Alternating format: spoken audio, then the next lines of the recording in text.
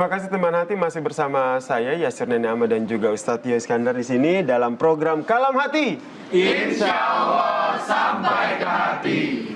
Semangat banget ya. Luar biasa. Iya. Orang muda harus begitu, milenial. Yoi, milenial itu harus kalian. Semangat, bro. Semangat. Sis. Nah, kita lanjut nih. Okay. Tadi kan sebelum jeda tadi ada pertanyaan, apakah ada perbedaan antara sikap ataupun perilaku tetangga dengan seiman dengan yang tidak seiman? Silakan, Ustaz. Kalau perbedaan dalam hubungan kemasyarakatan tidak ada. Tapi hak-haknya menjadi berbeda, gitu ya. Jadi kalau hak kita seakidah, dia punya 3 hak.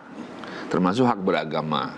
Kalau dia di luar daripada keislaman, dia akidah yang berbeda, dia berhak juga terhadap hak tetangga, tapi tidak dalam hak keagamaan kita, gitu ya. Nah, di dalam rangka kita mengatur hubungan yang seperti ini, kita harus membedakan.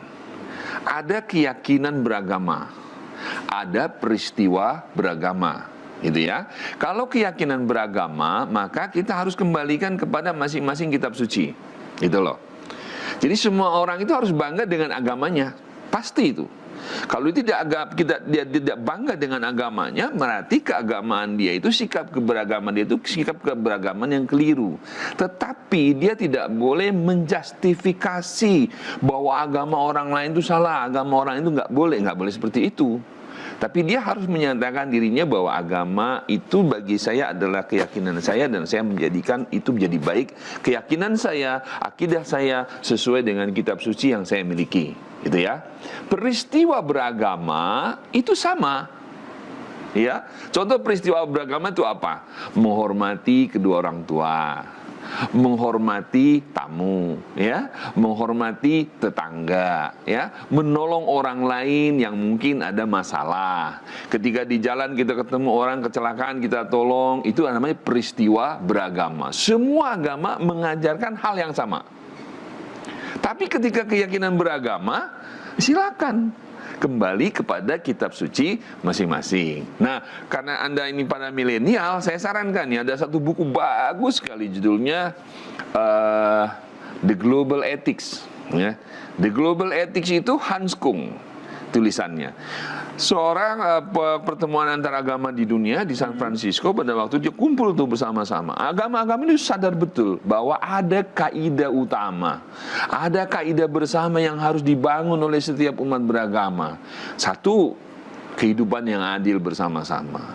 Kedua, saling menghormati antara wanita dengan laki-laki. Ada tatanan-tatanan yang diatur, tidak boleh berbuat kekerasan antara sesamanya.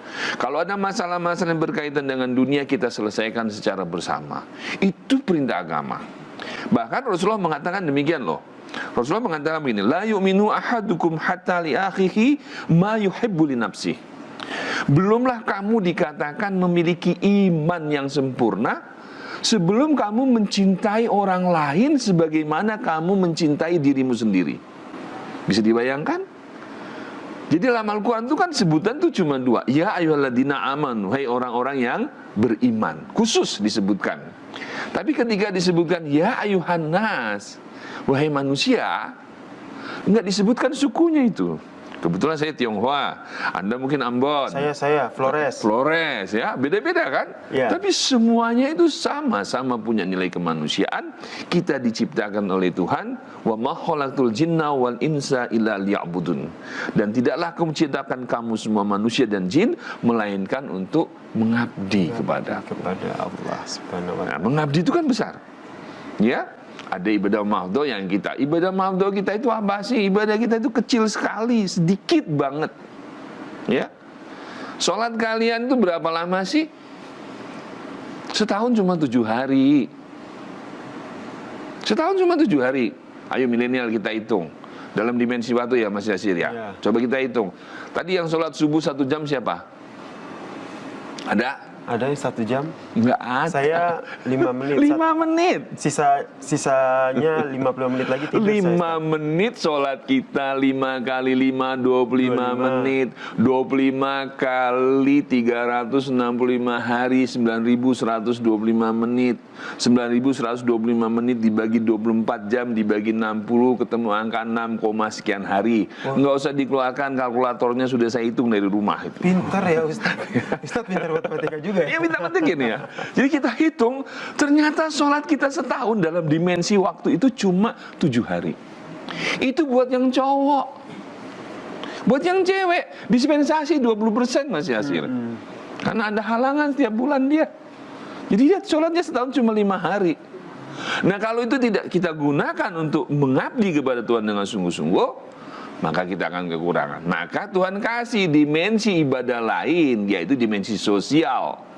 Dimensi sosial adalah salah satunya hidup bertetangga dengan baik. Masya gitu. Allah nih, Ustaz Tio, kalau berbicara soal hidup bertetangga dengan baik, diberikan Allah dimensi sosial untuk berbuat baik, untuk mendapatkan pahala. Ini ada pertanyaan dari teman hati di Twitter. Kita bacakan dulu ya, teman hati. Ini ada pertanyaan teman hati di Twitter. Assalamualaikum warahmatullahi wabarakatuh. Assalamualaikum warahmatullahi wabarakatuh. Waalaikumsalam.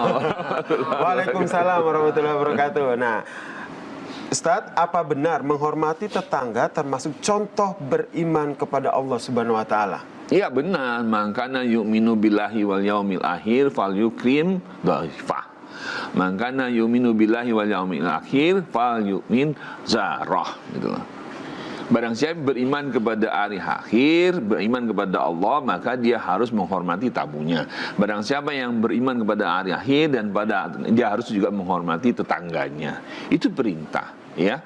Jadi menghormati itu adalah satu kategori ajaran kita.